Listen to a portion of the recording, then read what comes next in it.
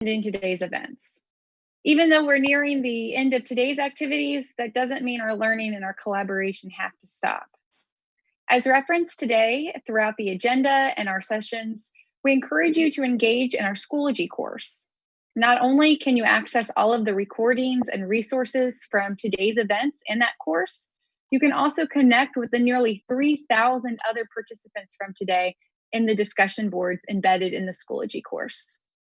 You can find more information about the Schoology course and how to enroll in the agenda document that we use for today's activities.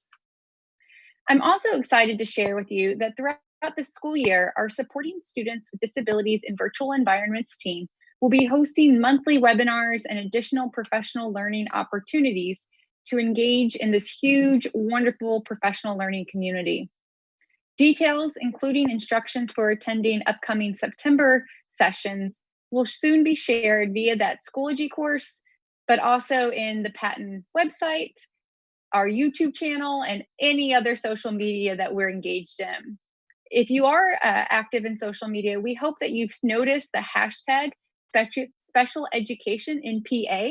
We use that a lot at Patton, and we hope that you'll follow the Patton channel, not only here on YouTube, but in Twitter and our public Facebook group as well.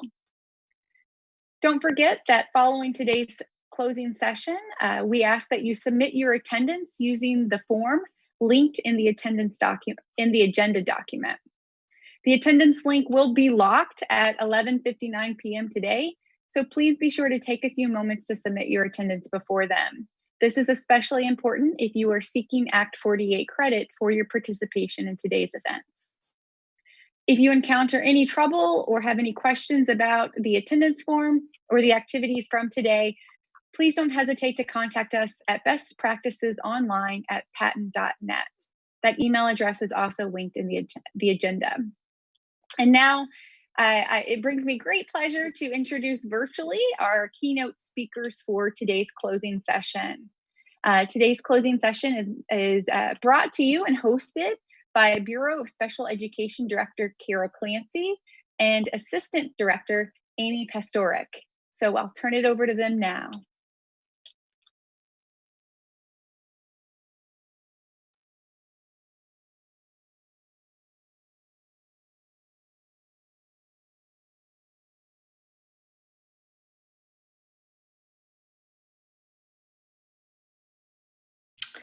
Thank you for joining today. Amy and I wanted to take some time to talk with you before you set off to a historical start to this school year. We have been doing numerous speaking engagements to ensure consistent understanding of the special education guidance within the COVID-19 pandemic. But we feel it is most critical to have some face time with our most important team members, you educators and service providers.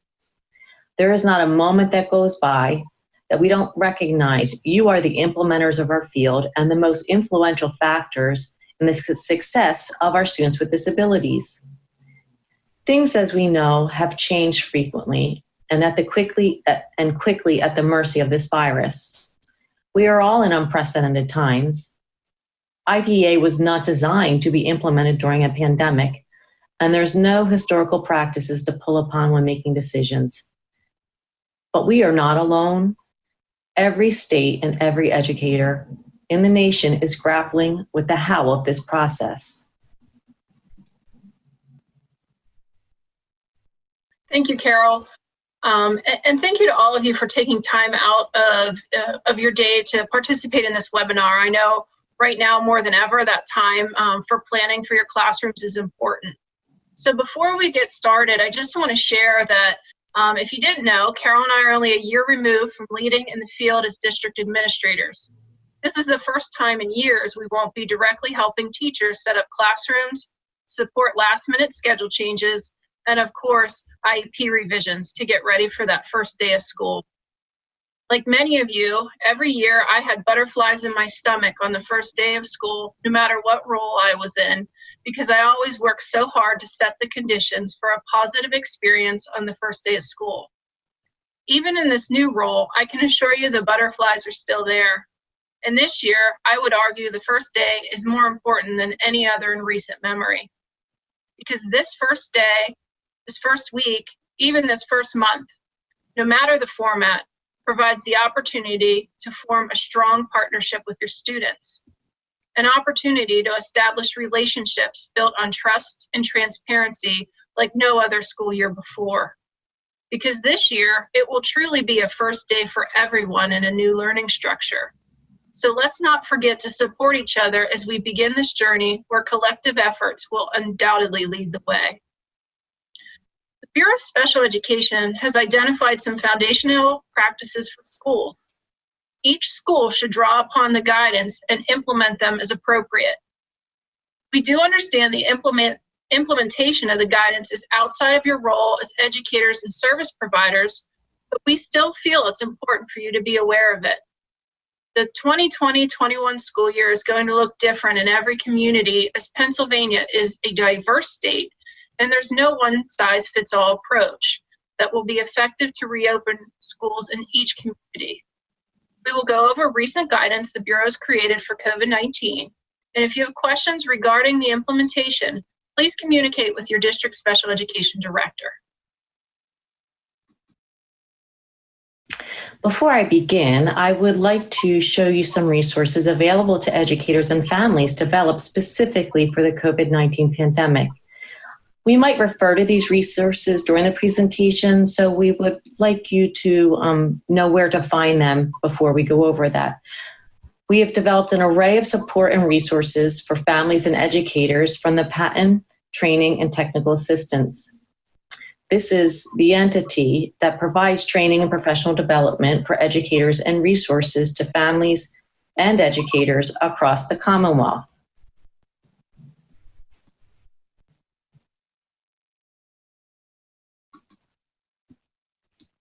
This is the Patent website.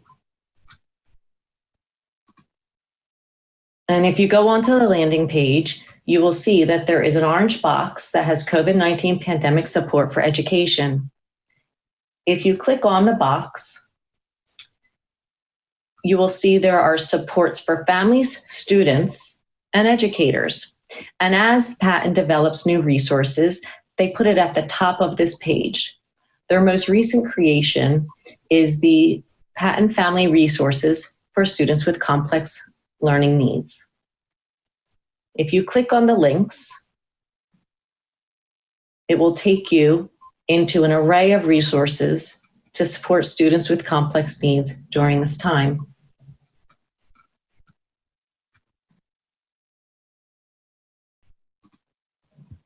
If you scroll further down on the first page, there is an array of supports and resources for families. There's HUNE, which is a Spanish-speaking parent advocacy group.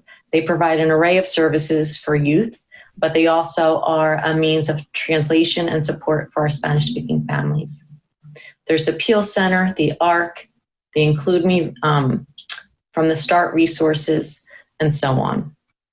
If you scroll to the bottom of the page, you will see all of the initiatives that Patent supports, from assistive technology, autism, behavior, blind and visual impairment, anything within the range of special education.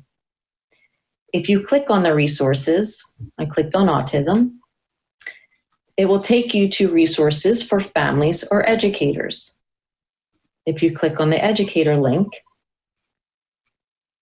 there are an array of resources for you to access. They have activities, practice activities in English as well as in Spanish. And there's a description at the top of how you can set up office hours to have Patent consultant support live while you are providing your support for students with autism. There are also video trainings available as well.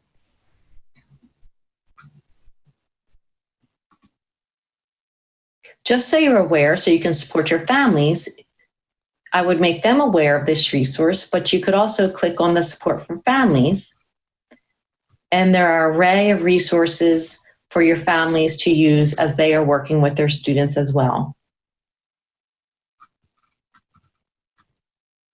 The next website I would like to show you is the Pennsylvania Department of Education website. If you go onto this website, All of the guidance that have been provided to schools is located here. You can go on the reopening guidance, and if you delve deeper, there's quite an array of information on the reopening of school, which you are currently living. And the last site is the special education guidance. If you go to the Bureau of Special Education website, all of the guidance developed for COVID-19 specifically is in the gray box. And we will take some time to go over that guidance today.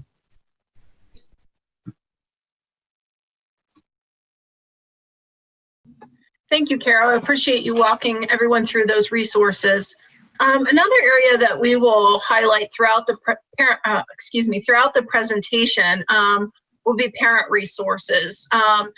The patent team has developed parent companions as resources, not only to parents, but as school communities as well. We feel this is really important because communicating and supporting parents to understand the process helps the entire IEP team. This is critical as we move forward in this new normal to be collaborating and working together.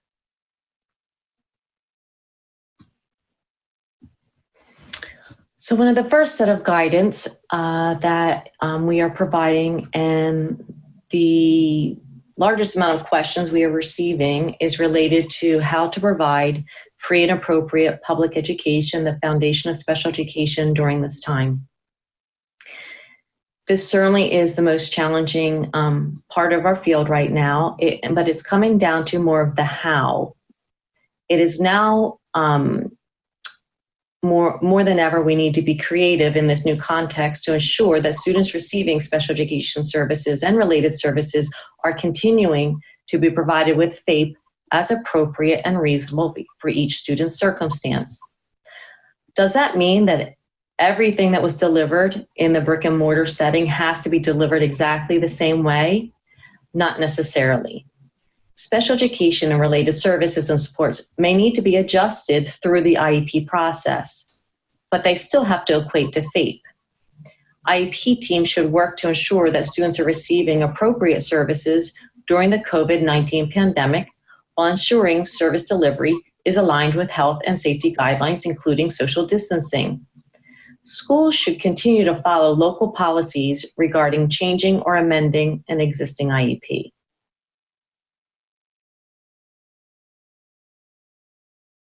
There are many questions regarding evaluations and reevaluations that were in process prior to the COVID-19 mandatory school closures. Schools and parents should continue to work together to meet IDEA requirements, including evaluation and reevaluation timelines as best as possible. According to the United States Department of Education March 21st guidance, schools are encouraged to work with parents and guardians to reach mutually agreeable extensions of time as appropriate. Schools may obtain informed consent for parents and guardians to extend the 60-day timeline. Schools and parents should make every effort to complete evaluations and reevaluations with as little delay as possible. However, there could be situations in which schools need to gather information or perform assessments that must occur in person. It is at this time that the team can develop a mutually agreeable extension.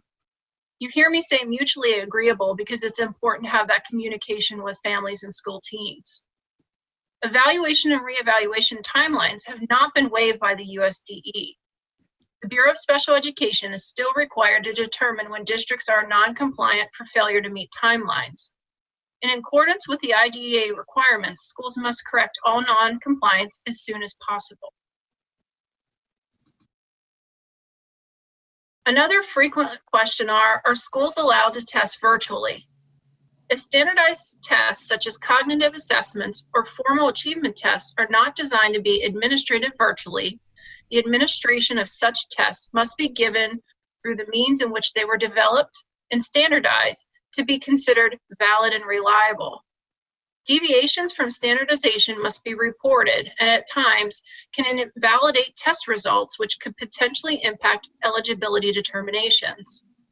If there are standardized tests such as cognitive assessments or formal achievement tests designed to be administered virtually, schools should consider the impact of environmental or other factors which could compromise the validity of the results. Therefore, evaluations that require in-person testing or observation should be postponed until the school deems it is safe for students for in-person testing. If there is enough information to determine eligibility without the assessments that are standardized, the multidisciplinary team can do so. If a child who is yet to be determined eligible is struggling during the extension, schools may provide additional supports to the student through their MTSS model. The other frequent question that we get is in regards to kindergarten transition. Do these students need to be evaluated? Will services be in place? Preschool EI students that have been identified with a school-age disability category do not need to be reevaluated to begin to receive services as they transition to kindergarten. This could be students with intellectual disabilities, speech and language disabilities, or autism, to name the most prevalent. Past practice has been to reevaluate students transitioning from early intervention that have a developmental disability to determine any school-age disability prior to the student transitioning to a school program. However, based on the difficulty of completing some assessments this year, the Bureau of Special Education has adjusted our policy to allow schools to adopt developmentally delayed disability category from early intervention in an effort to ensure a smoother transition for those students. This means that schools may adopt or revise the current preschool IEP and issue a NORAP to provide services in kindergarten. The intent is to ensure students transitioning from EI are not delayed from receiving services until schools are able to conduct a thorough evaluation. This decision should be made based on each individual child on a case-by-case basis with school and parent collaboration. The Bureau is expecting students with the developmental delay diagnosis to be re-evaluated by December 1st of 2020. If a child is transitioning from preschool early intervention to first grade, schools must reevaluate a student with a DD diagnosis prior to beginning first grade. One thing I wanted to highlight is that the patent system has also created an array of parent companion documents to go along with all of the guidance created either through PDE or the Bureau of Special Education. They are located on the patent website under the Family Engagement, and they are in both English and in Spanish. There have been quite a few questions regarding how to continue the IEP process during this pandemic. For annual IEP team meetings, schools should make every effort to stay within the federal and state timelines through phone conference or virtual meetings. What is critical is that schools continue to document how parents and staff members are attending those meetings. That can be as simple as writing in via phone conference, via virtual meeting, right on the attendance page.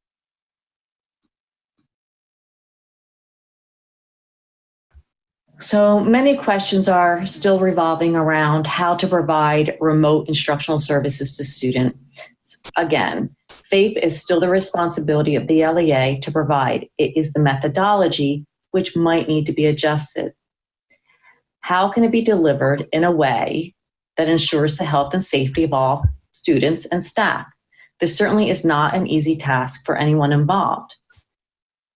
For our students with complex needs, it becomes even more difficult.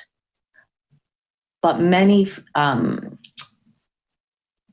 resources have accessibility features built into the technology today. There are many different means to provide services virtually, and through this pivot from the March until now, Amy and I have heard an array of creative developments that staff have been trying.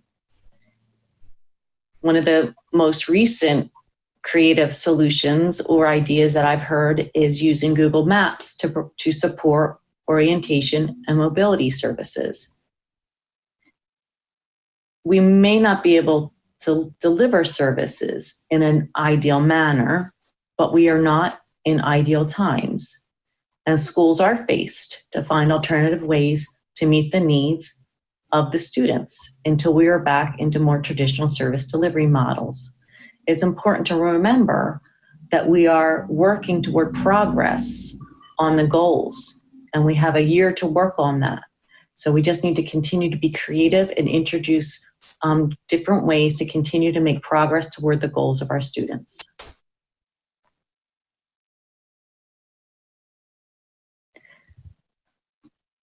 The question is, as a special education teacher, what do I need to do? How do I need to communicate with the general education teachers? I really appreciate this question. Because we are in uncertain times, anytime I can point to past practice to lean on, I love to take advantage of that. Something familiar. This is a great example of how we will want to hold on to those past practices and principles. Regular education, special education teachers, and service providers need to have ongoing conversations and collaborations around the same themes they did before the pandemic. What are the needs of the students? How can they be met? What support services or accommodations need to be made within the general education class, whether the class is occurring in person or remote? How do we support our students to have access to the instruction and services? How might the work need to be adjusted or accommodated based on this new circumstance? How can we ensure that students with disabilities have the meaningful opportunity for authentic involvement in the general education class? That is the most critical point to this question. We need to ensure the collaboration between general education and special education is intentional, regular, and more than ever. We cannot emphasize enough that there should be open, regular communication between families and schools. IEP teams should be working collaboratively to determine how instructional services and accommodations will be made in these new remote schooling environments. Approaching the collaboration with the lens of what can be done during this time to deliver FAPE, what can be done to meet the needs of our students with disabilities while maintaining the health and safety of all. Communication is the key. This is a very isolating time, and if we do not have regular communication with our parents or families, it allows misinformation. It's stressful for everyone, and that can cause communication breakdowns. But now more than ever, we need to be extra diligent. We need to work hard to keep the lines of communication open with our families. I recommend to all parties, families and educators, to come to the table with a problem-solving mode and a solution mentality. We all know the struggles. We all have been trying to mitigate them, but there are more barriers to overcome. And with a strong problem-solving, solution-minded approach to the IEP meetings, we can yield very positive, productive ideas to work through some of these barriers imposed by COVID-19 virus.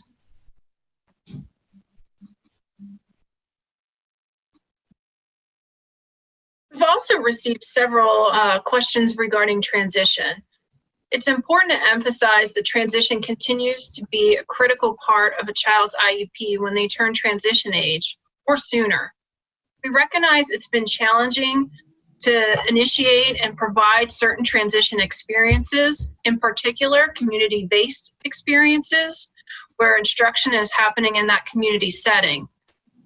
And we know that some communities will continue to have this challenge. In an effort to meet the need and provide opportunity for progress towards these goals, there are virtual transition experiences available to students that can be found on the Patent website and the National Training and Technical Assistance for Transition website. Bureau of Special Education is also providing competitive employment transition grants awarded this year to schools to enhance their transition opportunities for students with disabilities. One of the important conditions of receiving these grants is to enhance the remote ability to provide these experiences, so that in areas where the pandemic is putting up barriers, we are trying to develop workarounds to support the same goals. The next thing we would like to talk about is the Pennsylvania COVID-19 Compensatory Services process. This is something we would recommend that all educators be aware of, but certainly wait for the guidance from the director to implement. The process for COVID compensatory services is very similar to the beginning processes of extended school year eligibility. So once again, time to lean on something a bit familiar. The intent of the COVID-19 compensatory services is to set up a systemic approach to determine if students with disabilities have had either a loss of skill or a lack of progress due to COVID-19, and to set up a systemic approach to remedy that potential loss of skill or the lack of progress. The beginning of the process starts with baseline. Teachers need to run baseline on their students to determine where they are when we start returning to in-person instruction at the beginning of the school year. That baseline then needs to be compared to where the student was last March. If there was a change in skill set, if there was a regression of skills, there's a period of time where there would be instruction occurring based on the student's IEP to try to recoup those skills. We're recommending no longer than 3 months, but that recoupment time, the time when students are working through their IEP goals to redevelop or relearn the skills that may have been lost, as well as continue to make progress, should happen concurrently with the regular education initiatives occurring within the school system to support all students to develop their skills that may have been impacted by COVID-19. After the recoupment period, which again, we're recommending no longer than 3 months, the team will need to gather additional data to determine did the students make up the skills that they lost or make adequate progress from the time of the COVID-19 mandatory school closures, or did they not? If they have not made up the lost skills or they have not made adequate progress, then the students would be in need of COVID compensatory services. It's at that point the team would need to determine what services, how much services, and how those services were going to be delivered in an effort to ensure that students are not negatively impacted to our best degree from the COVID-19 pandemic. The reason we are recommending no longer than 3 months is for a couple of reasons. This has been a much longer break than a typical summertime break, so we certainly need additional time to recoup the skills. There's also 300,000 students within Pennsylvania that this will need to happen. Therefore, the ability to gather baseline data, provide recoupment services, strategies, and then to have IEP teams come back together while everyone is trying to set up school is lengthy. So we are recommending, we're giving a little bit more latitude than typically to try to have this occur. That doesn't mean you need to wait 3 months for every student. There are students that we know now that had a greater difficulty accessing services than other students. As a system, you can prioritize those students and begin the COVID compensatory services right away. And in other situations, you could take the 3-month opportunity to recoup the skills prior to making those decisions. This process, again, as every school district is in a space of their own, based on their own community dynamics, will need to implement this process as it is appropriate for their particular LEA. And again, we would recommend that you consult or you wait for the directive of your special education director before moving forward. We just think it's important for everyone to be aware. In summary, not all students will be in need of COVID compensatory services. However, eventually, every student with disabilities should go through this process. Again, please don't become overwhelmed with this content. Please spend the beginning of your school year opening school, supporting students to get adjusted to the new processes, and just wait for, and providing excellent instruction and services, and wait for the direction of your director for the next steps regarding this process. There are a variety of opening strategies occurring across the Commonwealth, as you all know. For example, school entities are deciding to deliver instruction all in person, some all remote, or some by using a hybrid model. Regardless of the model used, the least restrictive environment must be maintained. For purposes of LRE, attending a virtual regular ed class is the same as attending an in-person regular education class, and the LRE calculation would not change.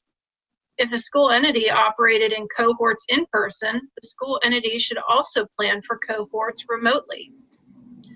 If there's an adjustment to LRE that needs to occur due to the remote instructional model or the hybrid model, the decision must be made through the IEP process in collaboration with the family, just as it would in a brick and mortar environment. We encourage you to think of the possibilities. Be creative.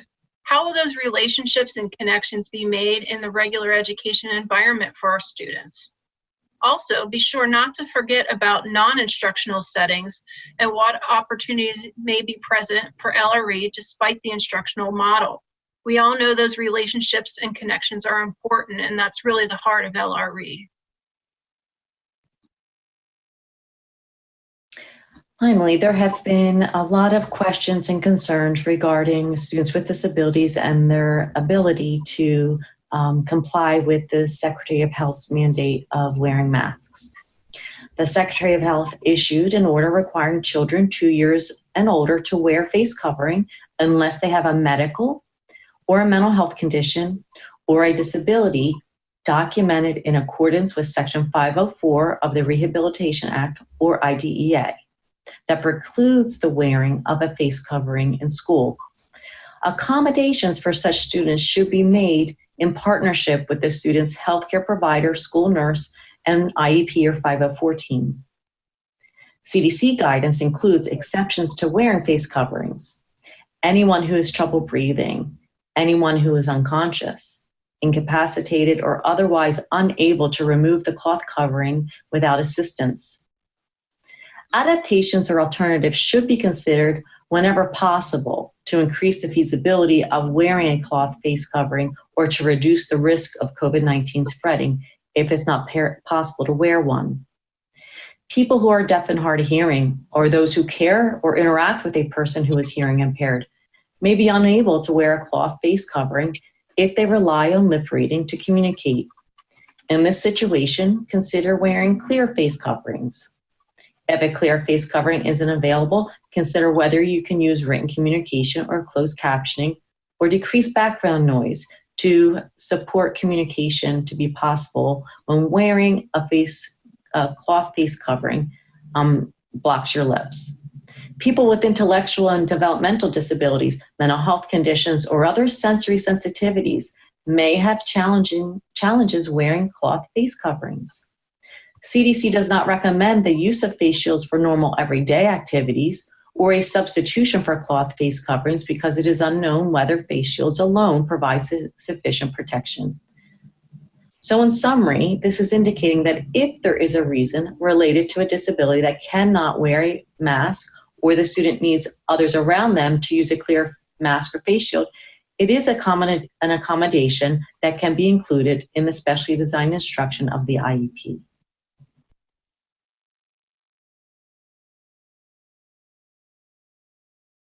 So I know we provided a lot of content to you today, but we hope that it's helpful as you begin this new school year. I do think it's important to point out that what we shared is the most recent guidance based on current circumstances. As the pandemic evolves, so will the guidance provided by the Bureau, PDE, and our patent team. So I want to thank you for your time today. And before I turn it over to Carol, I'd like to just remind you that be collaborative, be communicative. See, I'm even stumbling on that one. But again, it's important to support one another as we navigate these difficult times. Yes.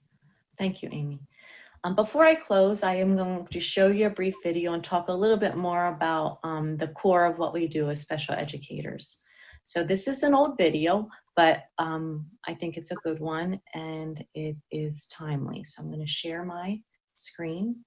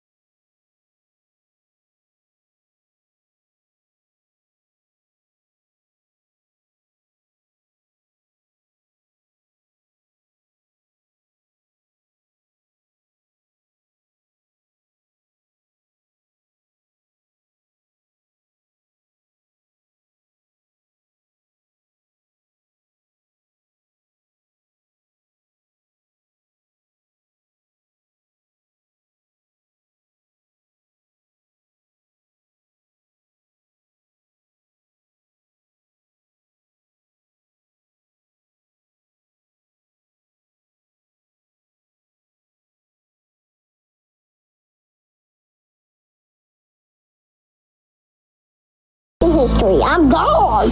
Awesome. So I hope you enjoyed the video. We tried to do something a little uplifting during this time where it is hard to be uplifted. We recognize that we don't have all the answers and things keep ebbing and flowing and shifting, and it's really hard to feel like we are on stable ground. But it's just important that we continue to move forward, continue to collaborate, and continue to do what we do well. Before I close, I did want to take a moment to thank you, to thank all of the teachers for all that you are doing to support our students to transition back to the 2020-2021 school year positively. In the beginning of this video, it asked, what are you teaching the world? I continue to be in awe of the creative ideas I see posted on social media or being shared with me regarding what teachers are doing to try to create a welcoming, comfortable transition for our students to transition back to school as we are creating a sterile school environment. You continue to inspire me by your creative ways to reach out to families or creative ways to keep your students engaged from a distance. So what are special educators and special and service providers teaching the world? You are teaching the world and your students to be tenacious, to work beyond what seems like impossibilities to create possibilities, to not settle for the concept that it can't be done. You are teaching a new level of dedication. You are teaching resilience and that we are lifelong learners. We are both teachers and educators right now, and we are also learning. And most of all, as special educators, you're teaching compassion. We recognize this is not an easy task, and you're working from home, you're working with families, you may have your own children, and you may have children with disabilities. This is a hard road we are traveling. But special educators did not enter the field we did because we wanted the easy road. We certainly didn't expect that. We are a group of individuals that believe in all students and are motivated by challenge and the concept of having to overcome something. So I leave you with this thought as we head into this very uncertain school year. What are we teaching the world? What are we showing them as special education navigates this time? What legacy are we building? We sincerely thank you for your efforts last year. And we thank you for your current efforts, and we thank you for your efforts in the upcoming school year. This year is not shaping up to be easy, but let's work together so when we get through this crisis, we can reflect back on all the new possibilities we have created to add to our field and everything we have taught the world about our field. Special educators are a force within the field of special education. Please do not hesitate to lean on each other, share ideas, build upon what's been built. Don't hesitate to access the Pennsylvania Training and Technical Center. There's an array of resources. Your intermediate units also have an array of resources on their website. And don't hesitate to let the Bureau know if there's any way we can support you. We appreciate you and the dedication you show to the students with disabilities across Pennsylvania. Please take care and be well. And good luck on this upcoming school year.